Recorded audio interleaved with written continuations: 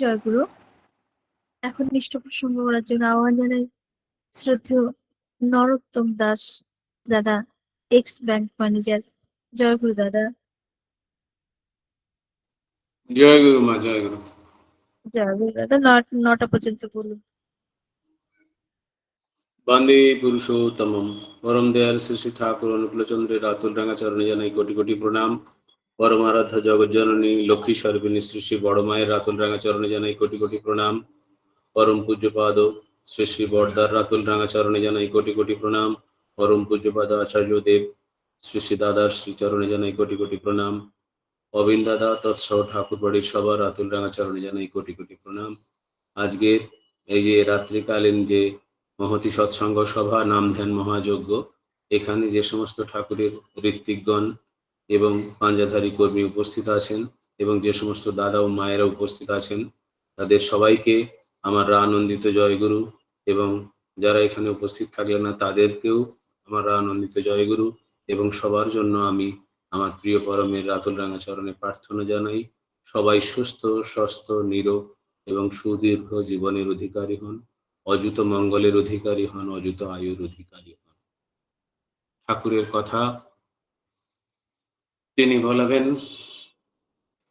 আজকের যে বিষয়টা নিয়ে কথা বলবো, এটা আমাদের জীবনের সবার ক্ষেত্রেই এটা কাজে লাগে। ঠাকুর হয়তো তাই চাইছেন, তার ইচ্ছা যে সন্তান পালনে বাবা মার দায়িত্ব, সন্তান গঠনে, সন্তানকে তাদের পালন করতে গেলে যে বাবা মার দায়িত্ব থাকে, সেটা ঠাকুরের দৃষ্টিভঙ্গিতে এরকম হওয়া উচিত না। এখনকার যুগে আমরা যখন সন্তানদের কথা বলি, আমরা দেখি বেশিরভাগ বাবা মায়ের কাছে সবার ক্ষেত্রেই এটা একই জিনিস, যে যে একটা জেনারেশন গ্যাপ রয়েছে এবং সেটা ধীরে ধীরে বেড়েই চলেছে। বহু বাবা মায়ের জন্য কিন্তু বিচলিত, তারা ভাবেন যে কি করে এই জেনারেশন গ্যাপটা মেটানো যায়, কারণ নবীন আর প্রবীণের দ্বন্দ্ব লেগেই যেন আছে। তা এর যে কারণগুলো আমরা ধীরে ধীরে অনুভব করার চেষ্টা করব, আর তার সঙ্গে সঙ্গে আমরা দেখছি যে এখনকার যে প্রেক্ষিত, বর্তমানের যে প্রেক্ষিত, যা প্রেক্ষাপট সারা বিশ্বের এবং ভারতবর্ষের তথা পশ্চিমবঙ্গের, তাতে এইখানে কি হচ্ছে যে এখন কিন্তু সবকিছু ডিজিটাইজেশন বা ডিজিটাল মোডে চলছে, এআই চলছে, আর সোশ্যাল মিডিয়া বা সোশ্যাল মিডিয়ার মাধ্যমে সবকিছু করছে। এইগুলো কি করছে, এগুলো ভালো দিকের থেকে বেশি কিন্তু নেগেটিভ দিক রয়েছে, এবং সেই নেগেটিভ দিক সন্তান সন্ততিদের, তাদের মধ্যে একটা নেগেটিভ চিন্তা স্রোত বইয়ে দিচ্ছে, যাতে তারা নিজেরা নিজেদেরকে সংযত থাকতে পারছেন না। দুলাল দাদা, আপনি আপনার অডিওটা, এই ভিডিওটা একটু বন্ধ রাখবেন, অডিও ভিডিওটা প্লিজ। আমরা কিশোর কিশোরীদের মধ্যে অনেকেই আজকাল দেখি নানা ধরনের সমস্যায় জড়িয়ে পড়ছে, তবে দেখা যাবে যে তারা কিন্তু বেশিরভাগ তার জন্য নিজেরা কিন্তু সম্পূর্ণ দায়ী নয়। সব থেকে বড় মুশকিল যেটা হলো, সেটা হলো যে বাবা মা নিজেরাই বড় উচ্ছৃঙ্খল জীবনযাপন করছেন, ফলে তারা কোনো আদর্শ দৃষ্টান্ত স্থাপন করতে পারছে না। আমাদের সন্তান সন্ততি কেন বলবে যে আমাদের কাছে আইডিয়াল হচ্ছে যে শাহরুখ খান কিংবা অন্য কেউ, বা অন্য সৌরভ গাঙ্গুলি? কেন বাবা মাকে বলবে না যে আমার বাবা আমার মা হচ্ছে আমার আদর্শ? তাতে হতে গেলে কি করতে হবে না, সেটা হতে গেলে বাবা মায়ের আগে চরিত্র গঠন দরকার, আর বাবা মাকে অনেক সংযত হতে হবে। বাবা মায়ের চরিত্রে যেন কোনো খামতি না থাকে। ঠাকুর কি বললেন, কি সুন্দর কথা। আমরা বেশিরভাগ বাড়িতে দেখছি যে বাবা মায়ের মধ্যে কোনো কারণে যদি মনোমালিন্য হয়, সেটা কোনো রকম ভাবেই যেন সন্তান সন্ততির উপরে প্রভাব বিস্তার না করতে পারে, তা দেখতে হবে। আমার প্রিয় পরম কত আগে তিনি ছড়ার মাধ্যমে কি সুন্দর বলে গেলেন, স্বামী স্ত্রীতে ঝগড়া করে ছেলে পুলে দেখে, বাছাগুলো গোয়াল্লায়েরই সদর দ্বারে রাখে। বাবা মা, বাবা মা হবে আইডিয়াল আদর্শ। আর বাবা মা যে আদর্শ হবে কি করে? বাবা মাকে আদর্শ হতে গেলে তাদের কেন্দ্রায়িত হতে হবে, তাদের কেন্দ্রে থাকবেন বৃহস্পতি স্বয়ং ভগবান, স্বয়ং ঠাকুর, আমরা যাকে পেয়েছি। আমার প্রিয় পরম, ইষ্টকে নিয়ে চলতে হবে বাবা মাকে। বাবা মা যদি ইষ্টকেন্দ্রিক চলনে চলে, বাবা মা যদি ইষ্টায়িত হয়ে চলে, তাহলে তাদের মধ্যে, তাদের চলনে বলনে, তাদের কাজে কর্মে সবকিছুর মধ্যে তাদের প্রকাশ পাবে। আর সেই প্রকাশ যখন পাবে, তাদের সন্তান সন্ততিরা তাকে দেখে সেগুলো নকল করবে। অনেকদিন আগে একটা বই পড়েছিলাম বার্ক হেজেসের, সেখানে একটা খুব সুন্দর কথা ছিল। সেখানে একটা কথা ছিল যে দ্য প্রেজেন্ট ডে চিলড্রেন, মানে বর্তমান যুগের ছেলে মেয়েরা, যেটা আমরা জেনারেশন গ্যাপের কথা বলছি, they don't follow their parents. তারা তাদের বাবা মাকে অনুসরণ করে না। তারা কি করে? হোয়াট দে ক্যান ডু, না they just imitate their parents. তারা কি করে? তাদের বাবা মাকে অনুকরণ বা নকল করে। তাহলে এখানে আমরা যে আলোচ্য বিষয় দেখছি, বাবা মা তারা যদি নিজেদের সংযমী জীবন যাপন না করেন, ইষ্টায়িত না হয়ে চলেন, ইষ্ট কেন্দ্রিক চলনে না চলেন, তারা যদি নিজেদের মধ্যে ঝগড়াঝাটি করতে থাকেন, তারা যদি একে অপরকে সয়ে বয়ে না চলেন, সেই তাদের মনের যে কথাগুলো বা তাদের মনের যে বিক্ষেপণটা, ডিস্টরশনটা, সেটা কি করবে? সেটা সন্তান সন্ততির উপরে প্রভাব বিস্তার করবে, এই বিষয়ে নিঃসন্দেহ। আর কিছু নয়। এর অর্থ নয় যে আমি বলছি বাবাকে সাধু হতে হবে, সবসময় সাধু হও বা সব, না। বড় কথা হচ্ছে আমার সন্তান সন্ততিদের জন্য বা আমাদের সন্তান সন্ততিদের জন্য সহমর্মিতা চাই, আর দৃঢ়তার প্রয়োজন চাই। যেখানে ভালোবাসা সেখানে ভালোবাসা দেব, যেখানে ভালোবাসার দরকার নেই সেখানে শাসন দেব। কারণ শাসন ছাড়া কেউ কিন্তু বড় হবে না। আমাদের শাস্ত্রে তো বলেছে 16 বছর বয়স হয়ে গেলে সন্তান সন্ততিরা বাবা মার বন্ধু হয়ে যায়, অনেক আগে বলা আছে। তাহলে আমাদের সন্তান সন্ততির সঙ্গে আমরা কি ব্যবহার করব, দেখুন আমরা ধীরে ধীরে আমাদের একটা জিনিস মনে রাখতে হবে, যে সেই বাবা মার কথাই বলছি, কারণ এখানে তো বাবা মার দায়িত্বটা সব থেকে বেশি। কারণ সন্তান তো বাবা মার কাছ থেকে এসেছে। যখন তাকে সন্তানকে বাবা মা এনেছেন পৃথিবীতে, তখন বাবা মায়ের অত্যন্ত কর্তব্য হচ্ছে, দায়িত্ব হচ্ছে তাদেরকে সুবিনায়িত বা সুকেন্দ্রিক চলনে চালিত করা এবং তাদেরকে বড় করা, যাতে তারা সত্যিকারের ভালো মানুষ হয়ে উঠতে পারে। তার জন্য কি করতে হবে?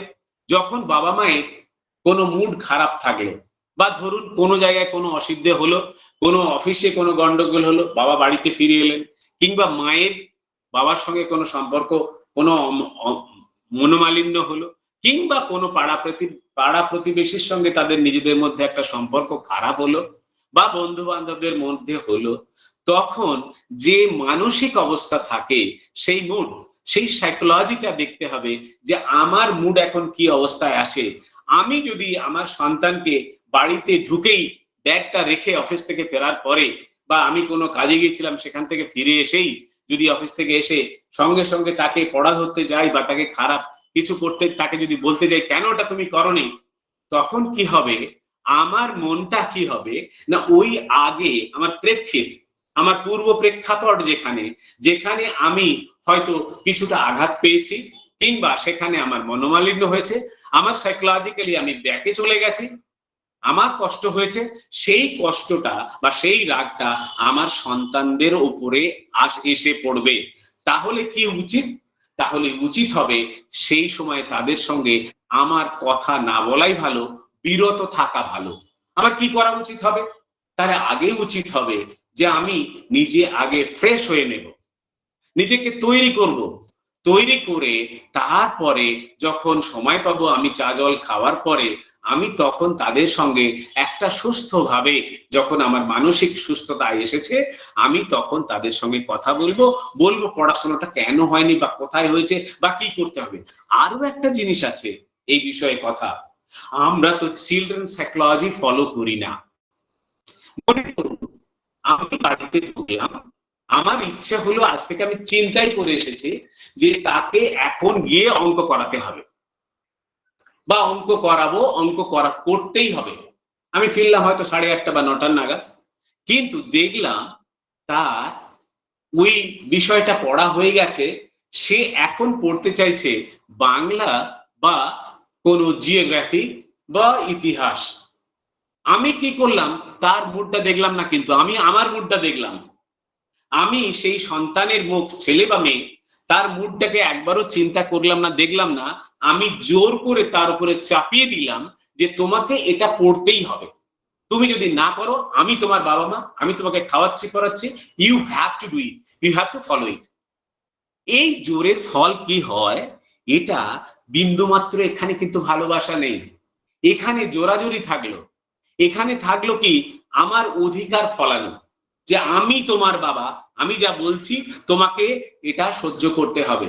কিন্তু তার শিশু মন বা এই সুকুমার মতি মনটা, ছেলে বা মেয়ে, সেখানে কি হবে, ভেতরে ভেতরে বিদ্রোহ ঘোষণা করবে, তার ইচ্ছা থাকবে না। তা সত্ত্বেও সে কিন্তু তখন অঙ্ক নিয়ে বা আপনি যে সাবজেক্ট বললেন ইংরেজি নিয়ে সে বসবে, কিন্তু তার মনটা সেখানে থাকবে না। এখানে তাতে কি হয়, তার ভেতরে ভেতরে প্রচন্ড কষ্ট হবে। কিন্তু সেই কষ্টটা আমরা বাবা মারা, তারা কিন্তু আমরা কখনোই সেই কষ্টের দিকে আমরা একবারও তাকালাম না। সন্তানদের কেবল ভালোবাসলেই চলবে না, বাবা মাকে হয়ে উঠতে হবে তাদের আদর্শ বন্ধু বা সাথী। সেই সম্পর্ক একদম গোড়া থেকেই শুরু করতে হবে। কারণ যখন সেই শিশু থাকবে, আমরা যে কোনো শিশুকে শেখাই না কেন, সেই শিশুর কিন্তু আদি গুরু হচ্ছেন কে? আমার প্রিয় পরম বারবার বলেছেন, আদি গুরু হচ্ছেন মা বাবা, তার মধ্যে মা। কারণ মায়ের কাছেই সে বড় হয়ে ওঠে। তাহলে মা হচ্ছেন আদি গুরু। তাহলে সেই মায়ের কাছে সে যতক্ষণ থাকছে, তার 5 বছর বয়স পর্যন্ত বেড়ে ওঠা, তার চলা বলা কোয়া যা কিছু, ঠাকুরও তো বারবার বলে দিয়েছেন যে সেই সময়ের মধ্যে তাকে তাকে যা যা শেখাবেন, সেই শিক্ষাটা কিন্তু সে সারা জীবন বয়ে নিয়ে বেড়াবে।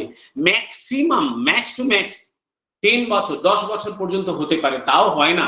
5 থেকে 7 বছরের পরে দেখা যাবে তার মধ্যে ইন্ডিভিজুয়ালিটি গ্রো করছে, তার মধ্যে একটা নিজের স্বাতন্ত্র ভাব চলে আসছে, তার মধ্যে নিজের কিন্তু সে একটা কি করছে, ব্যক্তি মানসিকতা চলে আসছে, ব্যক্তিত্ব গজিয়ে উঠছে। তখন কিন্তু আর বললে হবে না।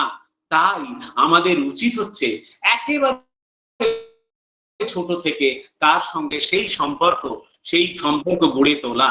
এই বিষয়ে কিন্তু আমাদেরকে নিজেদেরকে সব সময় বাবা মাকে সজাগ,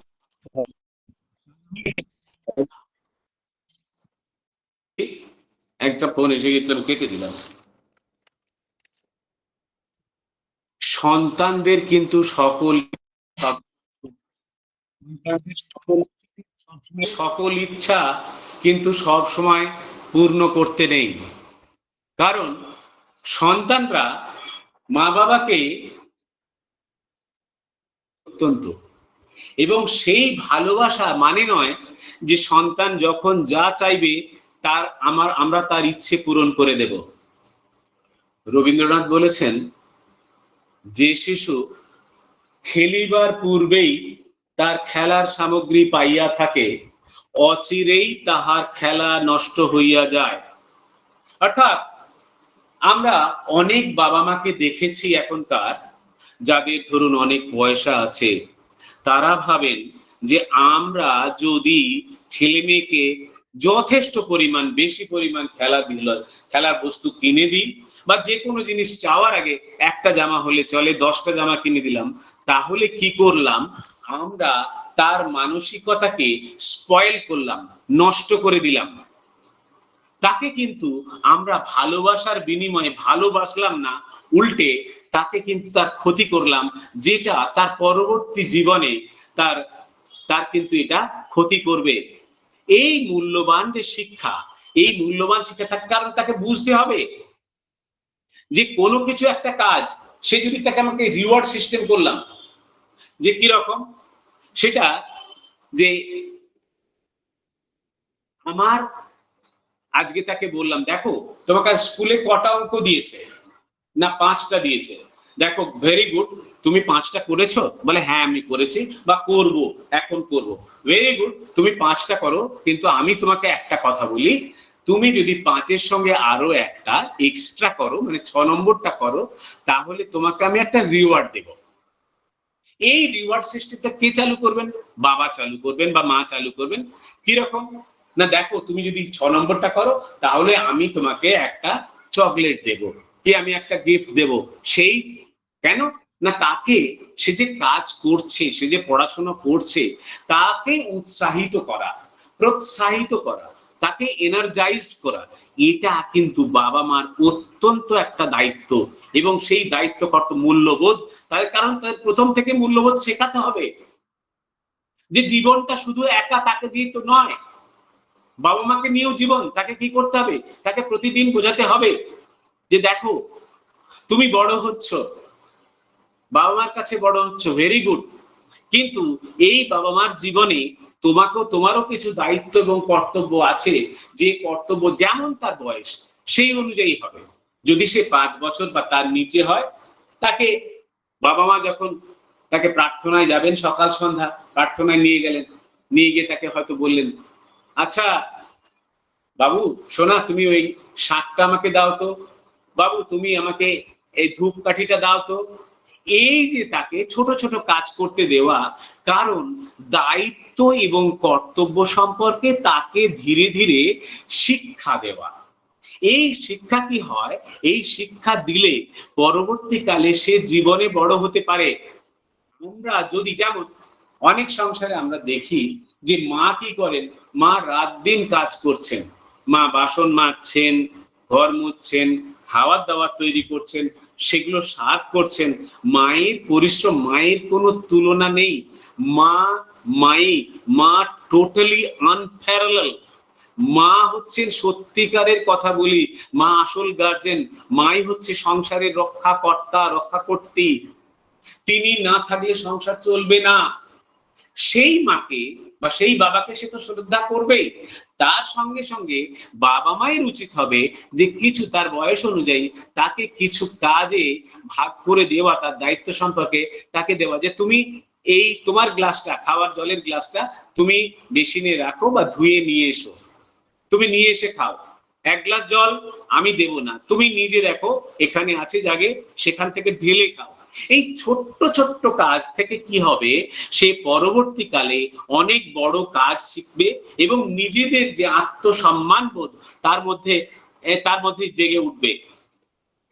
আরেকটা গুরুত্বপূর্ণ কথা হলো যে সন্তানদের দৃষ্টিভঙ্গি পিতামাতাদের বুঝতে হবে, সন্তানদের দৃষ্টিভঙ্গি সব দিক দিয়ে বিবেচনা করতে হবে, সেই সঙ্গে বাবা মাকে অবশ্যই খেয়াল রাখতে হবে তারা রাগত বা আবেগ বশে সন্তানকে যেন বোকাঝোকা বা মারেন না, মারপিট করবেন না।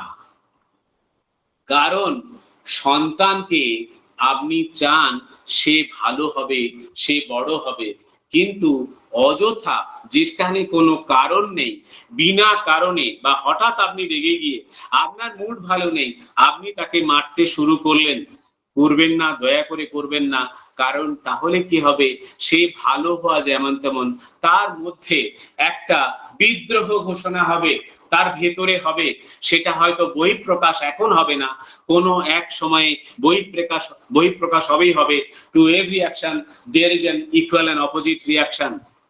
কারণ এটা তাকে শেখাতে হবে, দেখো তুমি যদি মা বাবাকে ভালো, কেন ঠাকুর কি বললেন এখানে, মাতা পিতায় অটুট টান পূরণ প্রবণ ঝোঁক, সেই ছেলেই ভবিষ্যতে মহান একটি লোক। যাদের মা বাবার প্রতি টান অটুট থাকবে তারা বড় হবে। ঠাকুর কি করতেন, মাকে মাকে কি ভালোবাসতেন সে তো আমরা সবাই জানি। মা ছাড়া কোনো কথা নেই। মা মারা গেছেন, মায়ের দোতলার ঘরটা ঠাকুর পরিষ্কার করে রাখছেন,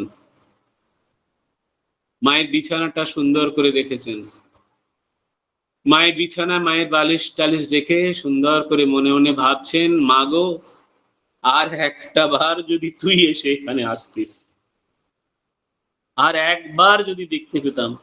আমার মা আসবে। সব ছেলেরই এরকম হয়, সব সন্তানেরই এরকম হয় যদি মা চলে যায়। তাই মাকে ভালোবাসবে না এমন ছেলে-মেয়ে হতে পারে না। যদি মা এবং বাবাকে তারা না ভালোবাসে, তাহলে বুঝতে হবে আমাদের আমরা যোগ্য বাবা-মা হয়ে উঠতে পারিনি। আমাদের যোগ্য বাবা-মা হতে হবে এবং সেই যোগ্য বাবা-মা হতে গেলে আমরা তাহলে কি দীক্ষা নিলাম? দীক্ষা নিয়ে শিক্ষাধরী আচার্যকে করে সার, আচরণী বোধ চয়নেই জ্ঞানের সাগর হনা পার। ঠাকুর যে বললেন আমরা যে দীক্ষা নিলাম তাতে আমাদের শিক্ষা কি হলো? আমরা বিনয়ী কোথায় হলাম? আমরা নিজেদেরকে নিজেদের সন্তানকে যদি কন্ট্রোল করতে না পারি, তাদেরকে যদি বোঝাতে না পারি, তাদেরকে বোঝাতে যদি আমরা অক্ষম হই, তাহলে আমরা কি করে হবে? হ্যাঁ, অনেক সময় দেখা গেছে যে কিছু কিছু কথা আমাদের দ্বারা সম্ভব হচ্ছে না, তখন আমরা আমাদের পাশে কোনো গুরু ভাই বোন কিংবা আমার যিনি ঋত্বিক দেবতা আছেন তাকে বললাম, দাদা একবার আমার বাড়িতে আসা যায়, যদি আসতে পারেন ভালো হয়। আমি তাকে আমার সমস্ত কথাটা খুলে বললাম, বলে তাকে বললাম, আপনি যদি আমার সন্তান বা সন্ততিকে এই কথাটা বলেন, তাহলে আপনার কথা ও নেবে, যেটা আমার কথা নিচ্ছে না। আমিই বললাম, কিন্তু ঘুরিয়ে বললাম। কারণ অনেক সময় দেখা যায় সেই মা-বাবার কথাটা হয়তো আমি যেটা বলছি, আমি হয়তো ভাবছি নরমভাবে বলছি, কিন্তু দেখা যাবে আমার কথাটা হয়তো রূঢ় হচ্ছে। সাইকোলজিক্যালি সে ওটা নিতে পারছে না। তার মনে কষ্ট হচ্ছে, আঘাত হচ্ছে। কিন্তু আরেকজন যদি থার্ড কেউ এসে বলেন, তৃতীয় ব্যক্তি এসে বলেন, তখন সেই কথাগুলো সে নিয়ে নেবে। সন্তানরা যেন কখনোই এমন না ভাবে যে বাবা-মা আমাদের উপরে নিষেধাজ্ঞা জারি করছেন। আর আমরা মনে করুন কোনো বিষয়ে বললাম, দেখো তুমি মোবাইল নেবে না। মোবাইল নেবে না তো নেবে না, পড়ার সময় তুমি মোবাইল নেবে না, মায়ের কাছে মোবাইল জমা রাখবে। এবারে হঠাৎ করে একটা ফোন এলো বা কোনো কারণে আমরা এই পড়বে তো ২ ঘন্টা। তার মধ্যে দেখা গেল ৮ ঘন্টা পরে হঠাৎ করে তার ইচ্ছে হলো যে মা তো এখন ঠান্ডা হয়ে গেছে বা বাবা ঠান্ডা হয়ে গেছে, এখন ফোন চাইলে দিয়ে দেবে। আমরা দিয়ে দিলাম। এটা আমরা আখেরে আমাদের ক্ষতি করলাম। কেন? আমরা যদি আমাদের পয়েন্টে স্ট্রিক্ট না থাকি, আমরা যদি নিজেরা নিজেদের দিক থেকে আমরা ডিভিয়েট করি, তাহলে সন্তানরা ভাবছে যে আমার বাবা-মাকে যাই বলি না কেন তো ভুলে যাবে একটু পরে, ও কিছু মনে রাখবে না, আমার কাছে আমাকে যা চাইবো সব দিয়ে দেবে। তা কিন্তু করলে হবে না। সফল পিতামাতা হতে গেলে অবশ্যই ভাবতে হবে ছেলে মেয়েদের যে কথা বলতে যাচ্ছি সে কি কেবল আমার চিন্তার ফসল, নাকি যথাযোগ্য ন্যায্য বলেই তা সঠিক। যেটা বলা উচিত আমি সেটা বলছি, সেটাকেও কিন্তু কিছু করতে হবে। এবং বাবা মাকে আগে যেমন ছেলে মেয়ে পড়াশোনার জন্য তৈরি হয়, নিজেদেরকে কিন্তু তৈরি হয়ে হয়ে তবে ছেলে মেয়েদের সঙ্গে কথা বলতে হবে যে আমি ছেলে মেয়েকে যে কথা বলতে যাচ্ছি এই কথাটা আমার ছেলে বা মেয়ে, আমার সন্তান বা সন্ততি সে কতটা নিতে পারবে বা তার কতটা নেওয়া উচিত হবে। তাই আমি এমন কথা বলবো না যে কথা বলে আমাকে পিছিয়ে আসতে হবে, এক। দ্বিতীয় কথা, এমন কথা বলবো না যেটা তার মানসিক আঘাত বা মানসিক যে সুন্দর গঠনকে বিক্ষেপণ করবে, ডিস্টর্টেড করবে। তাহলে আমি তাকে ভালোবাসবো, তাকে আমি শেখাবো গুরুজনদেরকে ভালোবাসো, আমার মা বাবাকে ভালোবাসো, মানে তার ঠাকুরদা ঠাকুমাকে ভালোবাসবে, দাদু দিদাকে ভালোবাসবে, সমাজের সবাই গুরুজন এলে তাকে প্রণাম করবে বা ভালোবাসবে, তাদের সঙ্গে সুন্দর করে কথা বলবে। তাহলে আমি সব দিক থেকে তাকে চেষ্টা করব এমন শিক্ষাটাই দেব বা আমরা দুজনেই মা বাবা এমনই দেব যে যেন আমরা তাকে সেই ভালো জিনিসটা শেখাতে পারি। এবং সেটা শেখাতে গেলে আমাদেরকে সত্যি সত্যি ইষ্টায়িত হতে হবে, ইষ্টকেন্দ্রিক চরণে চলতে হবে, ইষ্টের পথে চলতে হবে। কারণ না হলে কে শেখাবে? আমাকে কে শেখাবে? আমাকে তো শেখাবেন আমার প্রিয় পরম, আমার দয়াল, আমার দয়াময়, আমার করুণা সিন্ধু, আমার দীনবন্ধু, তিনি আমাকে সবকিছু শেখাবেন। তাহলে আমাকে শিখতে গেলে তাকে বলছি পড়, আমি পড়ি? আমি রোজ কি পড়ি? আমি নিজেকে জিজ্ঞেস করেছি। আমি পড়ছি কি রোজ? আমি ঠাকুরের বইগুলো পড়ছি, ঠাকুরের সঙ্গে সৎসঙ্গ করলাম, হয়ে গেল 2 মিনিট পরে চলে গেলাম, সব ভুলে গেলাম। তা নয়। আমি রোজ পড়ছি, আমি নিজেকে তৈরি করেছি, আমি কতটা আধ্যাত্মিক লাইফে এগিয়ে গেছি, আমার আধ্যাত্মিক জীবনে কতটা গেছি, আমার আধ্যাত্মিক জীবন কতটা উন্নত হয়েছে, সেটা দেখলেই বোঝা যাবে আমি রাগ করি কি রাগ করি না। আমি যদি রাগে সংযত হই, হ্যাঁ আগে আমি ছেলে মেয়েদেরকে দুটো বাজে কথা বলতাম বা আমার স্ত্রীর সঙ্গে খারাপ ব্যবহার করতাম। আমি যদি দেখি যে এখন, সেটা মায়ের ক্ষেত্রেও হবে, বাবার ক্ষেত্রেও যেমন, যে আমি যদি এখন নিজেকে সংযত করতে পারি, আসে, we are all human beings, আমাদের মধ্যে সেটা আসতে পারে, কিন্তু সেই সময় যদি নিজেকে কন্ট্রোল করতে পারি, তাহলেই জানবো আমার প্রিয় পরমকে ধরা বা তাকে ভালোবাসা সার্থক হয়েছে। তো আমাদের দরকার প্রথমত অধ্যাত্ম ব্যাপারে শিশুর মনে বাসনা আর আগ্রহ জাগিয়ে তোলা। ঈশ্বরকে ভালোবাসো, ঈশ্বরের প্রতি বিশ্বাস রাখো, আর ঈশ্বরের সঙ্গে বন্ধুত্ব করে চলো। যেমন প্রহ্লাদের হয়েছিল, প্রহ্লাদ কথায় কথায় বলতো, ওগো ওগো শ্রীহরি, তুমি আমার বন্ধু, তুমি আমার প্রিয় পরম, তুমি সব জায়গায় আমার সঙ্গে আছো, সব সময় আছো। তা আমি যদি ঠাকুরকে বলি, বাবা তুমি তো আমার বাবা, তুমি সব জায়গায় আছো, সব সময় আছো, তুমি তো আমায় দেখতে পাচ্ছ, তুমি ছাড়া আমার কেউ নেই, তুমি আমার আদর্শ, তুমি আমার ঐশ্বর্য, তুমি আমার সম্পদ, তোমাকে ছাড়া আমি চলতে পারি, আমি চলতে পারি না। এটা যদি কথা বলি কেন? আমি ছোটবেলায় মানে আমার ছেলে মেয়েদের ছোটবেলায়, আমারও ছোটবেলায়, তখন আমি আমি বলতাম একটা কথা, খুবই বলতাম। যখনই তারা বলতো আমি কোনো জিনিস হয়তো নিয়ে আসতাম তাদেরকে, তারা বলতো, বাবা এটা তুমি দিলে, আমি বললাম না, আমাকে ঠাকুর দিয়েছেন। আমাকে কি জানো তো, আমি অফিস যাই, আমাকে ঠাকুর পয়সা দেন, আর সেটা দিয়ে কিনে আনি। তাহলে কে দেয়া হলো? আমার ঠাকুর দিয়েছেন। আমি বলি দয়াল ঠাকুর দিয়েছেন। আমি দয়াল ঠাকুরটা সবসময় বলি যে আমার দয়াল ঠাকুর দিয়েছেন, তিনি ছাড়া জীবনে আর কিছু নেই। যদি ভালোবাসতে হয়, তাকে প্রাণ দিয়ে ভালোবাসতে হবে, তবেই আমরা তাকে পাবো। আর নিঃস্বার্থপর হয়ে তাকে ভালোবাসতে হবে, কোনো কামনা বাসনা রেখে নয়। তাকেই বলতে হবে, হে প্রভু, হে দয়াল দয়াময়, তুমিই আমার সন্তান দিয়েছো, তুমিই তাদের মানুষ করো, আমি কে? তুমি তো আমাকে পালন করার জন্য পাঠিয়েছো, তুমি তো বলেছো, তুমি আমাকে এদের চার্জ দিয়েছো, এদের দায়িত্ব দিয়েছো, আমি যেন তোমার সেই যোগ্য সন্তান হয়ে উঠতে পারি। আগে আমি যদি তোমার যোগ্য সন্তান হয়ে উঠতে পারি, এরাও যোগ্য সন্তান হয়ে উঠতে পারে। বন্দেই পুরুষোত্তম, বন্দেই পুরুষোত্তম। জয় গুরু।